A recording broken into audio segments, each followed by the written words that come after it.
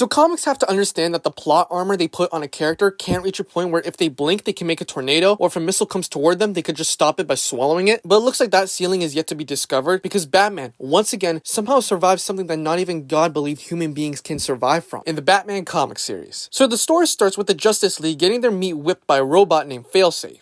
Failsafe is a robot designed by Batman to kill Batman if he ever went rogue. The thing is that there was a false alarm regarding Bruce going rogue because Failsafe's butt cheeks activated and started terrorizing the world to find Bruce and kill him and his friends. As we see right now, because the Property Brothers here engaged in a battle with Failsafe and are literally on the brink of death. So Robin and Green Arrow take them to the Justice League plane, with Robin flying it and Oliver staying behind to fight the Transformer. A few moments later, Bruce gets up, despite every bone having the fragility of a little girl's ego, and tells Tim to take Clark to the Fortress of Solitude where he'll heal. That way, Failsafe won't find him because he's only following Batman. Robin tried to convince him otherwise, but Batman yeets himself out of the plane and lands in the ocean, signaling for help from a familiar friend. Goldilocks finds Bruce and chucks him in a bowl of healing fish to heal his wounds, which is cool as hell by the way. But Arthur has him sit on his fins and breaks the news that Failsafe is causing a lot of damage. He has already turned Gotham into this playpen, and patrol bots are scouring the place for bad guys and furries. And all he wants is Bruce, and he's gonna do everything he can to find him, which actually didn't take too long because he had a mind-controlled oracle tell him that he was in Atlantis. So Failsafe zips over there to torture Arthur and have him spill the juices on where Batman is. And it turns out he escaped Atlantis, and somehow, someway, this hunk of steak started from the ocean and ended up in space, where he's at one of the Justice League watchtowers trying to disable Failsafe, but it's too late. This little Tesla bot is coming on that ass, and Bruce has to run away before he does. He then fell through a ceiling, got his chin slammed on the floor like Ryan Garcia, went inside a little tube and destroyed the watchtower. But Failsafe was able to quickly escape from space to the Hall of Justice and needs to replan his attack on Batman. Meanwhile, we get the most mind-boggling sequence of events showcasing Bruce's intelligence you will ever see in a comic book. So Bruce is now floating in space with no ships to help him travel, and is running out of air in his suit. He's just a floating Teletubby in space. However, he was able to make an estimation in terms of how far he is from Earth. And I don't know how he thought of this, but he decided to use the compressed air from his grapple gun to help him move all the way to a ship with some oxygen supply. So now he could breathe for another 12 hours, which he obviously doesn't need, so he's going to use it to launch himself to Earth like a Hot Wheels car. But he has to be careful. If he uses it too much, he runs out of air. And he also has to be aware with the G-force because that could cause him to pass out. So now he's using his grapple gun in spurts and moving towards Earth, but he's moving way too fast now. So he turns around to try to decelerate and is now making progress until suddenly this pumpkin passes out for a brief moment and wakes up to him turning into a matchstick. So now he can't breathe because his oxygen is going away, but he decides to grab some trunks and hold his breath while he still can. Then as he descends to Earth, he pulls out his cape while it's still burning and lasers into the ground like a bullet and gets up